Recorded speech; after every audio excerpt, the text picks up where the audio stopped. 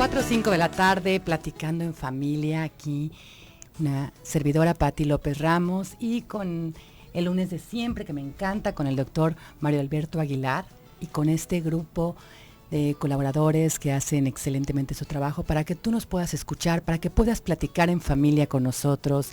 Don Aji Castro, nuestra productora, Arturo Cervantes, Chuy Preciado y bueno, y el doctor Mario Alberto Aguilar. Vamos a platicar en familia sobre el entorno familiar cercano a un borderline. Este tema que cuando aún no se diagnostica, pues trae mucha dificultad en las familias, ¿no?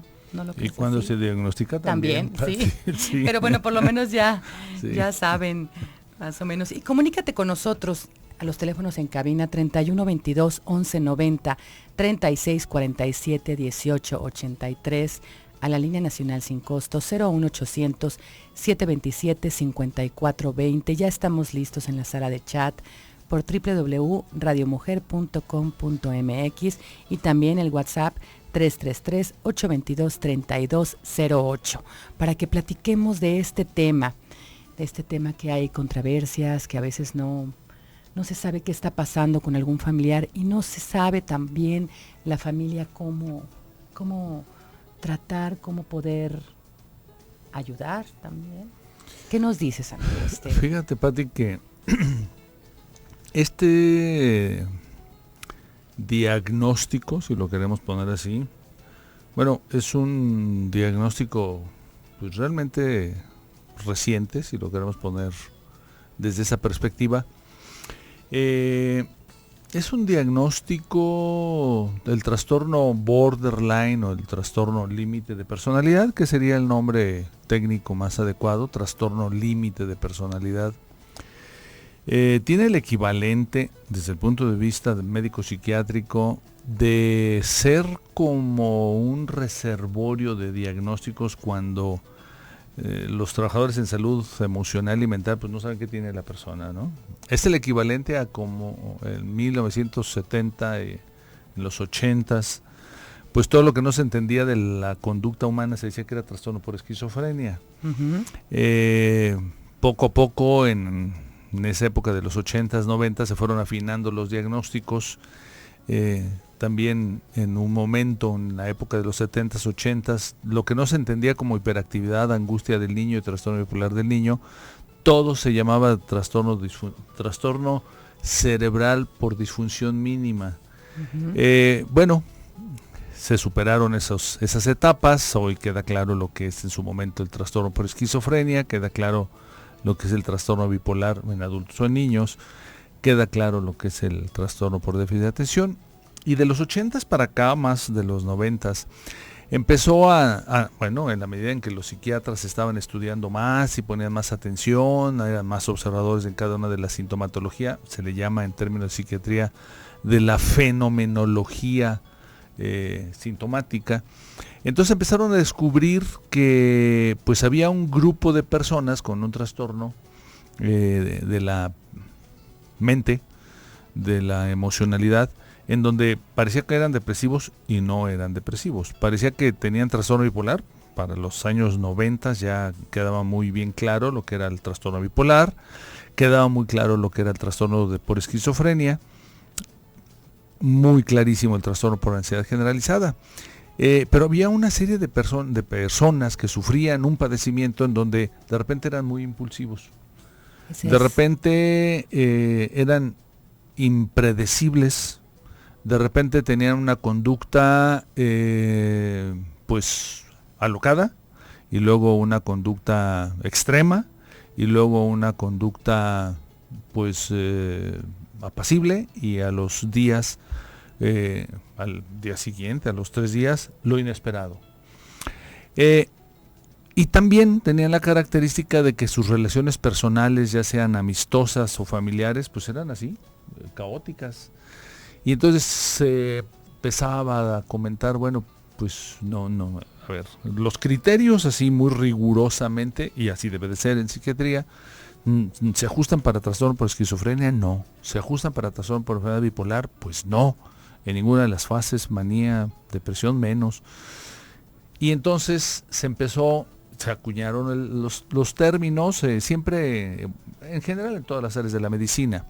La Organización Mundial de la Salud tiene comités de análisis, el comité de expertos. En el área de psiquiatría también tiene un comité de expertos que se dedicó a buscar en esa época, los 80, sobre todo los 90, bueno, a ver, vamos buscando el perfil caracterológico de estas personas y bueno, no encuadran en ningún problema de los que ya estamos señalando, y entonces se le puso el nombre así, fronterizo, borderline, que sería un extranjerismo, ¿no? ¿Qué significa frontera? Que significa frontera, y que finalmente se les llamó así, trastorno límite de personalidad. El nombre luego evolucionó a poner trastorno límite de personalidad. ¿Y el límite entre qué estaba? ¿Entre la realidad exacto, y la irrealidad? Exacto, ahí es cuando se buscó y se acuñó el término de trastorno límite de personalidad. Fue porque se encontró, bueno, no es una persona, para esa época de los 90 todavía estaba el término de la neurosis. Uh-huh. Se hablaba de una persona neurótica, como una persona que era así media enojoncilla, media impredecible, pero pues que pues se podía controlar y todo. Entonces se decía en ese tiempo, bueno, no está en la línea de las neurosis, pero tampoco en la línea de la locura, o sea, de la psicosis. O sea, tienen conciencia. Tienen conciencia, pero tampoco se pueden controlar tanto. Y entonces fue ahí en donde se puso, bueno, entonces está en la frontera. Y en la frontera es entonces un trastorno, bueno, pues la vamos a juntar las características y el comité de expertos le damos trastorno fronterizo de la personalidad o trastorno límite. ¿Entre la neurosis y la psicosis sería? Exacto, sería así, el trastorno límite, ahora ya con la terminología actual, pues TLP incluso sería así como la signología con la cual podemos hacer los diagnósticos. TLP, trastorno límite de personalidad, es la persona que tiene un conjunto de características en donde, uno, sus relaciones son inestables, sumamente inestables, sus aspectos, sus relacionales con la familia, con los amigos, en donde su conducta es definitivamente impredecible y en donde le cuesta mucho trabajo controlar sus emociones. Cuando menos se acuerda está llorando, cuando menos se acuerda está explotando, cuando menos se acuerda está allá en el rincón, cuando menos se acuerda está iracundo. De hecho tienen dificultad para controlar en general todas las emociones y particularmente, bueno, pues el enojo. Desde esa perspectiva, entonces se catalogó como con características generales una persona con no está loca, no es psicótica, no está deprimida, no tiene ansiedad en donde tiene ataques de pánico ni nada de esto. No, es una persona que es con una conducta impredecible, que con todas sus relaciones sociales, familiares son inestables y que además su conducta es, además de impredecible, es emocionalmente pues también inestable e impredecible.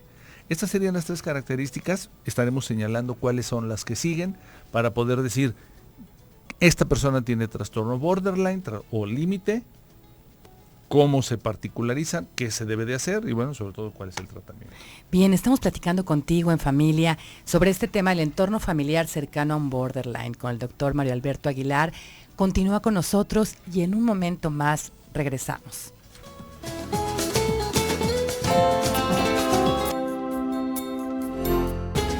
Estamos de regreso, 4:20 de la tarde, aquí platicando en familia contigo sobre el entorno familiar cercano a un borderline y escuchando la cápsula que nos prepara don Aje Castro con la voz de Rosy Muñoz. Y también en el corte estábamos comentando de lo difícil que a veces es que vaya a consulta, me comentabas. Sí, Pati, realmente es difícil hacer un diagnóstico. Fíjate, el 84% de los pacientes que tienen trastorno, vamos a poner el límite de personalidad, trastorno borderline, trastorno límite de personalidad, el 84% puede, que es mucho, puede tener todos los criterios de diagnóstico de cualquier otra enfermedad. Es decir, si nada más nos fuéramos por las guías clínicas, y aquí esta es una de las partes en donde el arte, el ejercer la psiquiatría se convierte también en un arte y en una praxis clínica. 84% quiere decir 8 de cada 10 de las personas que necesitan ir al psiquiatra pueden tener criterios que comparten cualquier otra de las enfermedades, y que entonces significa que si no se tiene la agudeza clínica para tener claro lo que es cualquiera de las otras enfermedades mentales o emocionales, como las que señalaba, depresión, trastorno depresivo mayor, distimia, por ejemplo, trastorno del impulso. La distimia es cuando están depresivos. Es una modalidad de depresión crónica, subclínica también. Entonces el diagnóstico se hace erróneo. Como estamos señalando que las características de las personas con trastorno límite de personalidad o borderline, o fronterizos también les llaman así, tiene una enfermedad fronteriza, son impredecibilidad tanto en conducta como en emociones, pues es difícil entonces que vayan a diagnóstico. El diagnóstico, por un lado es difícil que vayan a diagnóstico, por otro lado el diagnóstico se tiene que hacer. Si se hace el diagnóstico, si el paciente es apoyado por sus amigos o sus familiares, y puede resultar que vaya a consulta, sobre todo van a consulta cuando se tiene en asociación, en términos psiquiátricos se llaman comorbilidad, en asociación con una enfermedad depresiva. Generalmente cuando la persona se le asocia, se le suma la depresión, pues si la persona sufre la sintomatología depresiva. Y entonces ahí es cuando pues van a consulta, y entonces podemos atenderlos, hacemos el diagnóstico de trastorno depresivo, y luego empezamos a conocer las características de personalidad de la persona, valga la redundancia, y es ahí cuando podemos entonces, teniendo aguzado de agudo el punto clínico, entonces cuando podemos decir, y además, fíjese que usted tiene, como el paciente se supone que está mejor, cuando podemos hacer esta intervención médica psiquiátrica, entonces, y fíjese que también usted tiene pues un temperamento, un trastorno en su temperamento. ¿Usted no se ha fijado que antes de la depresión usted era como muy cambiante en sus emociones, o muy extremo? Extremo, ¿qué quiere decir extremo? Y uno le tiene que explicar. Extremo quiere decir que de repente tiene pues una vida sexual caótica, o una vida sexual intensa, o una vida de trabajador compulsivo, cambiando de trabajos frecuentemente, o que fácilmente se enoja y fácilmente termina una relación de amistad con un hombre o mujer, con su buen amigo, y al rato ya su peor enemigo. Sí, doctor, yo me acuerdo que sí era desde niño, fíjese, desde que me viene a la mente, sí, yo en la escuela, podía estar peleando con alguien, y luego ya de repente ya podía ser mi amigo, y luego al rato ya no estaba peleando, y luego al rato ya ni lo quería ver. Generalmente el trastorno por límite de personalidad se diagnostica a partir de la adolescencia. Estos adolescentes que son caóticos, que tienen una vida en general así, impredecibles, y que son así es. Podríamos decir, si queremos ser muy estrictos, bueno, las guías clínicas nos dicen que el diagnóstico lo podemos hacer en la adolescencia y en los primeros años de la juventud. Sin embargo, bueno, si queremos ser también muy estrictísimos en la observación médica clínica, podemos ver que un niño puede empezar, que una persona puede empezar desde niño a ser un niño impredecible. Los diagnósticos entonces tenemos que afinarlos más, que no vaya a ser un trastorno bipolar, o que vaya a ser un evolutivo a trastorno límite. Sin embargo, hay un factor importante.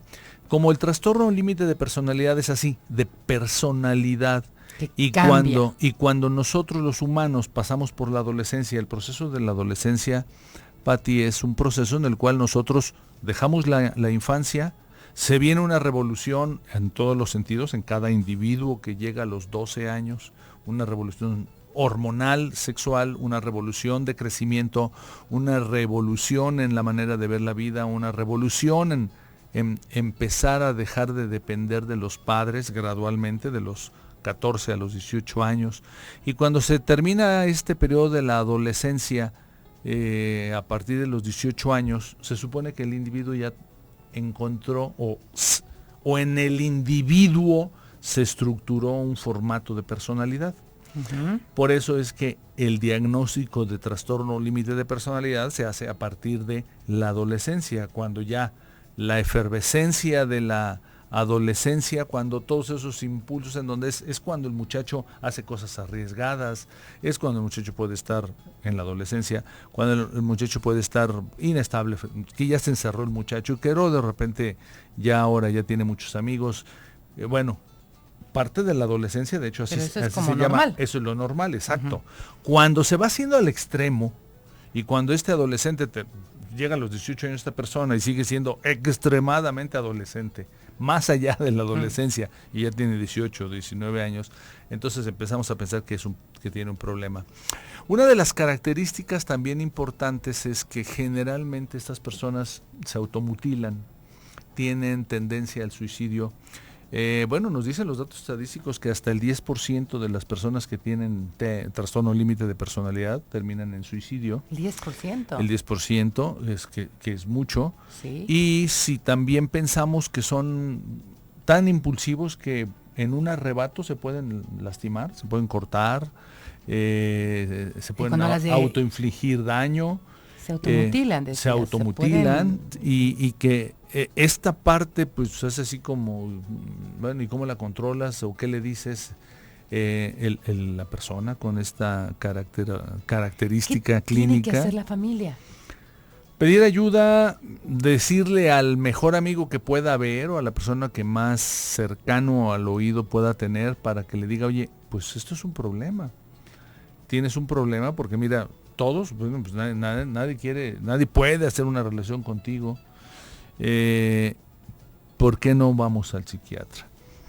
Es un problema porque además la gente le tiene miedo ir al psiquiatra. O sea, si en general la población todavía le tiene miedo ir al psiquiatra, todavía lo cierto es que los psiquiatras sabemos que hay estigma todavía entre los colegas médicos para mandar a sus pacientes al psiquiatra y entre la población en general todavía hay miedo de ir al psiquiatra, pues en particular en esos pacientes y en los familiares les cuesta más trabajo pensar en ir al psiquiatra, pero vamos suponiendo que a través de que hizo una enfermedad asociada como un trastorno por ansiedad o una depresión, sobre todo una depresión o ansiedad, les llevan al psiquiatra, entonces deben de ir los familiares porque pues finalmente los familiares no entienden qué pasa y hay que explicarles.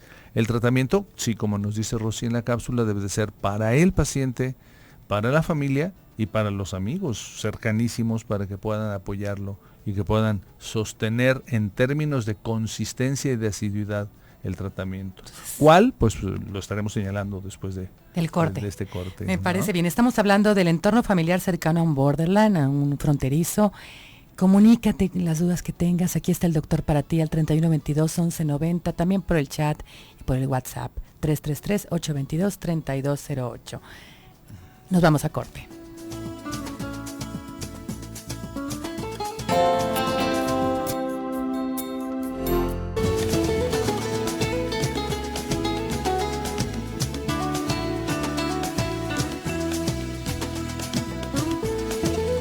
Estamos de regreso, 4:34 de la tarde, nos estás escuchando por el 1040 de AM. Saludos a Austin, Texas, también que nos escuchan por el 95.1 de FM. También te recuerdo que este programa lo puedes escuchar cuantas veces quieras por YouTube en el canal de Radio Mujer GDL. También, si estás escuchándonos el día de hoy a las 11 de la noche, te mando un beso, que hayas tenido un excelente día. Y estamos platicando el entorno familiar cercano a un borderline y lo complicado que es que lleguen a terapia o que también se recomienda que vayan todos, ¿verdad? Sí, lo ideal es que vaya el paciente, que vayan los familiares del paciente y que vaya el mejor amigo o los mejores amigos del paciente, porque finalmente son los que pueden darle la seguridad a la persona con este trastorno de que sí lo quieren, a pesar de que tenga conductas paranoides, porque paranoides es que duda, que siente que la gente no lo quiere, son uno de los elementos, por eso se confunde con esquizofrenia paranoide, se confundía, ¿no? Que le están tirando mala onda, que así es, que están contra él, que lo o que contra pasa ella. es que están Pero luego se le quita esto y luego entonces parece que se enoja fácilmente. Desde el punto de vista psicoanalítico, el término nos habla de que el encuadre es que hay una difusión de la personalidad, ¿no? Es un término que nos dice exactamente eso, difusión de la personalidad, que nos habla de que, bueno, pues entonces, ¿quién es él? Bueno, pues es alguien así, impredecible, caótico, que puede ser muy listo también, o sea, no tiene nada que ver el nivel cognitivo con el nivel de enfermedad emocional. Son propensos a adicciones también, ¿no? El problema también es que es fácilmente propensos a adicciones, y entonces ya con las adicciones, con el abuso de sustancias, pues ya se hace todo un caos.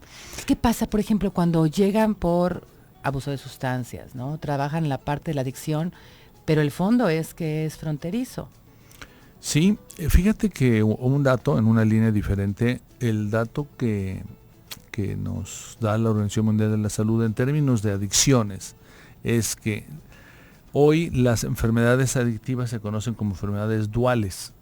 Enfermedad dual quiere decir la adicción más alguna otra enfermedad que fue la precipitante, si lo queremos poner así, o la que empujó a la persona a la adicción. Pero la que se trabaja no, se trabajan las dos. Precisamente hoy en la OMS, cuando ya encontró, y este comité de expertos de la Organización Mundial de la Salud concluyó que no hay, o sea, una persona adicta nada más porque se es adicto, así nada más con la enfermedad de adicción a alguna circunstancia de drogas o de juego, los ludópatas, o cualquier, es nada más porque sí, no, hay una enfermedad de fondo.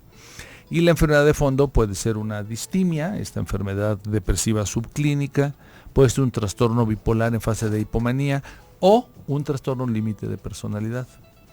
Entonces, también un trastorno por ansiedad. Muchas personas que tienen una ansiedad grave, trastorno por ansiedad generalizada, poco a poco empiezan a abusar de alcohol.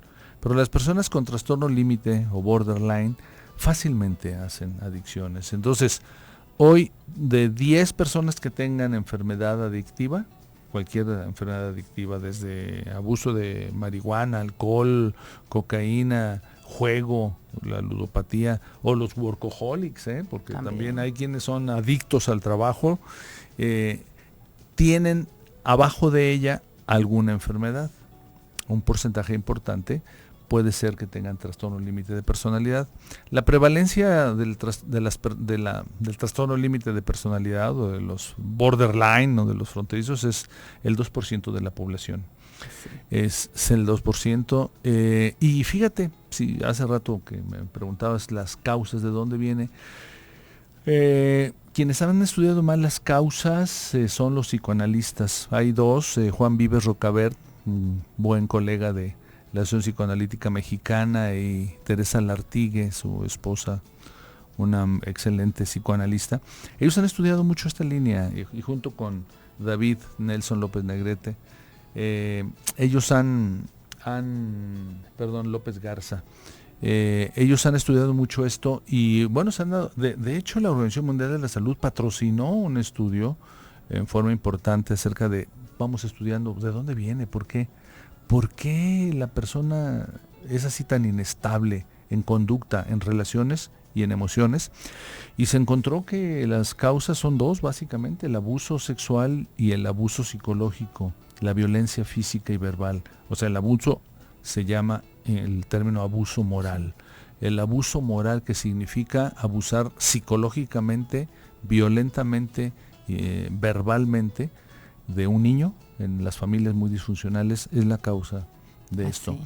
Y de ahí entonces un niño que está estructurando elementos de su personalidad, pues nos dicen algunos autores psicoanalistas, psicoanalíticos, por ejemplo, me viene a la mente Michael Balint, que habla de lo que se llama la confianza básica.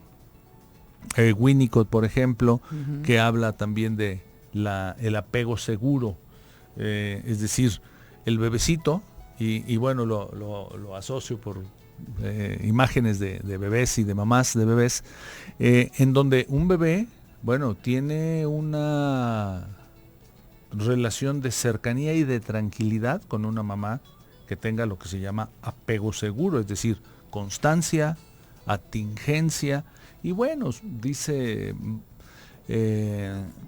Balin, una mamá suficientemente sana, es decir, no habemos papás ni mamás perfectos, ni habemos seres humanos perfectos, pero una mamá suficientemente sana, pues que permita que la mamá pueda estar atendiendo, o el papá, si es que es el papá el que va a estar atendiendo también, no auxiliando, sino atendiendo, o el cuidador, que puede ser mamá, papá o abuelo o abuela, ¿no? Que estén atingentemente significa, pues, en la sintonía de las necesidades del bebé.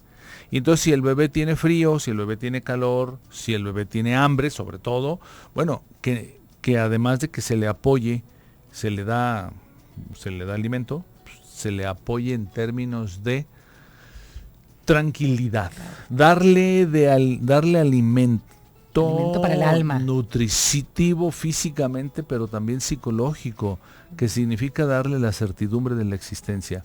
Y significa que la mamá, el papá o el cuidador, quien esté, debe de estar tranquilo, que no esté enojado, que no esté correteado, que no esté de mal humor, como desafortunadamente pasa en muchas familias disfuncionales, o que no sea que le pongan al hijo mayor o a alguno de los hijos mayores a que los cuide, a que cuiden al niño. Entonces, pues el bebé está creciendo con incertidumbre, con un apego insuficiente, de hecho se llama apego inseguro, y con una falta, es decir, es un elemento, es como, me viene a la mente como la argamasa que usan pues los albañiles y los mosaiqueros para pegar la junta que le llaman, esa argamasa con que se juntan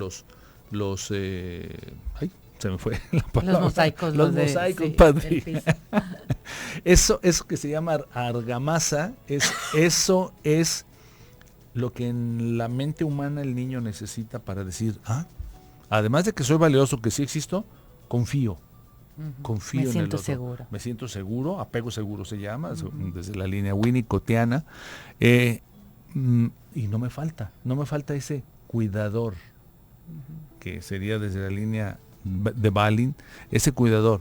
Y ese cuidador me da certidumbre y certeza de que yo no estoy mal si tengo hambre, de que yo no estoy mal si tengo frío, y de que yo no estoy mal si estoy llorando, y de que hay alguien que me acoge, que me contiene, se llama contenedor.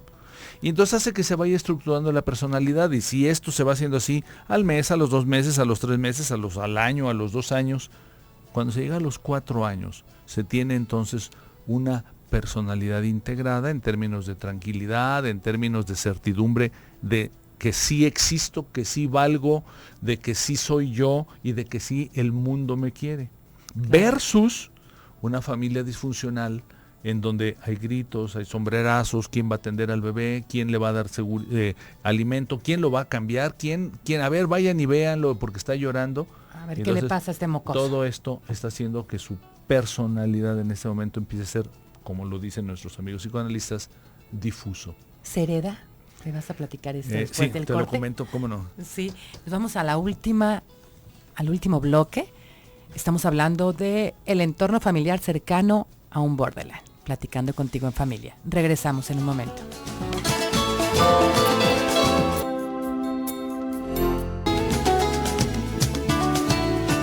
Estamos de regreso, 4:49 de la tarde, aquí platicando contigo en familia sobre el entorno familiar cercano a un borderline con el doctor Mario Alberto Aguilar. Y comentábamos de el tratamiento que pueden seguir, también lo que nos comenta Donají en la cápsula. Sí, fíjate que me gusta este punto de la cápsula porque quiere decir que Rosy y Donají, como nuestra productora, se documentaron bien. El dato es que en alguna de las guías clínicas, de hecho, señalan que no son tan importantes los medicamentos. No, definitivamente son importantes los medicamentos. Es decir, no podemos, así de claro, no podemos pensar que una persona que tiene un trastorno límite de personalidad, así, caótico, impulsivo, que tiene problemas para manejar la ira, para manejar la tranquilidad y las relaciones estables, que es desconfiado, que no va a recibir medicamentos, no podría. Aunque en algunas de las guías clínicas no lo señalan, la cápsula que nos hizo Don Ají, muy bien, porque es exactamente el primer paso es dar medicamentos. Claro, tenemos que hacer el diagnóstico, descartar que no haya ninguna enfermedad física, documentar si también se tiene adicciones y entonces enfocar por la línea de prohibidísimo cualquiera de las sustancias por las cuales se estaría pasando si es que tiene abuso de sustancias. Y a los familiares, sí, efectivamente también, muy bien puesto en la cápsula, nadie es culpable. ¿Quiénes somos culpables? ¿Quién es culpable? Pues no hay culpable, nadie somos perfectos. En el momento en que se engendró a este niño, a niña, en el momento en que se le maternó, paternó, se le cuidó, bueno, pues la familia estaba pasando por circunstancias X, Y o Z que pudieron haber impedido definitivamente pues que se pudiera tener un maternaje adecuado, un cuidado adecuado, vamos a ponerle como cuidado adecuado, madre, padre o cuidador, y que desafortunadamente entonces no se dio estas circunstancias de tranquilidad en el desarrollo emocional. ¿Pero quién es culpable? No es todos, ¿no? O sea, pero no todos los niños que no se les dio van a presentar un... Bueno, una de las causas es esta. La otra me preguntabas, Pati, lo genético. El 30% es genético, pero el 70% se hereda. Se hereda en el 30%. Pero lo detonante es el 70%, que es el ambiente. Entonces, bueno, podemos tener a una persona que tenga el 30% de genes, pero el 70% lo va a formar su medio ambiente. Y ese 70% está dado por... Se dispara. De hecho es así, el factor se llama detonante o gatillante. Ese 70% está dado por el medio ambiente. Pero ¿qué podemos decir? ¿Es culpable alguien?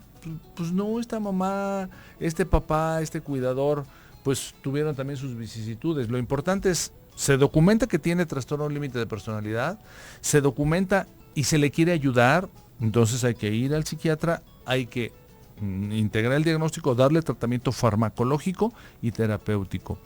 Si quisiéramos, terapéutico a todos, terapéutico de grupo, si son amigos, y grupo familiar y familia, terapia de familia, en donde pues se hablen del manejo de las emociones. Es decir, la familia también cómo va a manejar las emociones. La familia va a manejar las emociones de una manera organizada. Hay que ayudarlos a entender que se vale decir las emociones, pero pues que hay que tener un patrón de respeto, un patrón de respeto por las diferencias y por las modalidades emocionales que cada quien tenga. Si le estamos dando medicamentos a la persona con trastorno borderline, entonces va a tener más conciencia. Hay una modalidad de terapia que se llama, bueno, tiene un nombre curioso, la terapia dialéctica conductual, que no es otra cosa y es parte de lo que sin ese nombre, pero en la terapia sistémica relacional hacemos, que es que la persona tenga conciencia de enfermedad. Una de las líneas de tratamiento que, por ejemplo, en España, en el Hospital Clínic de Barcelona, están teniendo con muy buen éxito, es lo que ellos le llaman psicoeducación familiar. Así es. Que finalmente también lo importante de esto es, 1, tener claro el cuadro clínico. 2, tener claro las consecuencias del tratamiento en beneficio y en mejoría. Y tener claro que sin tratamiento farmacológico va a haber consecuencias. Y luego tener claro que la familia debe de aprender a comunicarse de una manera diferente. Buscar el cambio en el patrón de comunicación sería uno de los objetivos. Buscar el respeto en el patrón de la relación del sistema familiar sería otro de los objetivos. Aprender a ser solidarios y respetuosos unos con otros sería otro de los objetivos, y aprender a que las diferencias no los hacen enemigos, sino que las diferencias significa nada más eso, diferencias. Y que si queremos ser muy claros, las diferencias no necesariamente nos hace diferentes, nos permite saber que somos diferentes, pero que podemos aprender de las diferencias. Uno de los objetivos que tenemos en la terapia de familia es que que el grupo familiar se dé cuenta de las diferencias, entre ellos el paciente que toma medicamentos por trastorno límite de personalidad, y que los factores que pueden entre todos precipitar, gatillear o detonar la enfermedad, y por otro lado, los factores que hacen posible que entonces el ambiente se convierta en un ambiente llevadero, en un ambiente de tranquilidad, de armonía. Y no quiero ser idealista y pensar que bueno, van a terapia y que la familia ya se convirtió en la familia feliz. La felicidad, yo creo que ya estaremos hablando, hay que decirle a Don Ají que un programa de acerca de la felicidad. La felicidad, yo diría, bueno, existe como tal. La felicidad debe de ser, tendrá otras definiciones, las podemos hacer. Yo tengo un trabajo que habla acerca de eso, pero sí podemos decir la armonía. Claro. Sí podemos decir que lo que buscamos en la terapia de familia es que las personas puedan comunicarse tranquilamente, a veces no tan tranquilos porque sepan respetar sus momentos emotivos, que puedan comunicarse claramente, explícitamente, y que deje de haber esto que se llaman los cuchicheos a espaldas del paciente del límite. Oye, eso daña mucho. Daña mucho, porque le viene a confirmar a la persona con límite y que tiene el límite de personalidad, el borderline, que tiene, imagínate, tiene un componente paranoide. Es que dicen que hablan de mí. Y luego sí hablan, pues digo, obviamente entonces, de hecho por eso no estamos hablando de psicosis, estamos hablando de alguien que no aprendió a confiar y además se da cuenta que están hablando de él, pues dice, no, pues sí hablan de mí. Entonces no, es hablar claro, directo, no hablar tangencialmente, sino hablar claro, directo, al grano. Ahora sí, como me decía alguno de los maestros, hablemos como los dermatólogos, al grano. Sí, entonces hay que agarrar el toro por los cuernos, hay que así es. Informarse, hay que pedir ayuda y hay que entrarle al trabajo todos. Aquí sí es todos, y definitivamente yo creo que una alternativa sería lo que nos decía Rosy en la cápsula, expulsar al miembro de la familia que está con esa enfermedad. Bueno, la otra es trabajar todos. ¿Sí? Trabajar todos. ¿Por qué se le va a expulsar? Mejor ayudémoslo, llevémoslo al psiquiatra y todos trabajemos, porque finalmente todos ganan, ganan, y gana la familia también al aprender a expresar sus emociones de una manera sensata y en armonía. Bien, doctor, pues este tema tan enriquecedor, porque nos informas, nos das pues esperanza que sí se pueden hacer cambios. Sí hay tratamiento y sí es esperanzador cuando todos se comprometen. Me parece. Un teléfono, ¿dónde nos podemos comunicar contigo? 3615 7997 y 3615 7998. Pues como siempre, estos lunes de psiquiatría me encantan, me informas, aprendo, platicamos en familia todos. Y te recuerdo que el día de mañana es martes de Derecho Familiar y vamos a estar hablando de hijos fuera del matrimonio, para que te mantengas en contacto, estés con nosotros. Y este programa está en repetición a las 11 de la noche y por YouTube también lo puedes escuchar. A partir de mañana ya está en el canal Radio Mujer GDL. Puedes escribirnos a platicandoenfamilia@radiomujer.com.mx para que nos puedas dar tus sugerencias de lo que quieres que platiquemos en familia. Quédate con nosotros. En un momento más está Alex Sánchez en Tu Vida en Balance. Estamos en Radio Mujer 1040 de AM y un beso a Austin, Texas al 95.1 de FM. Hasta mañana. Un beso y abrazo a todos.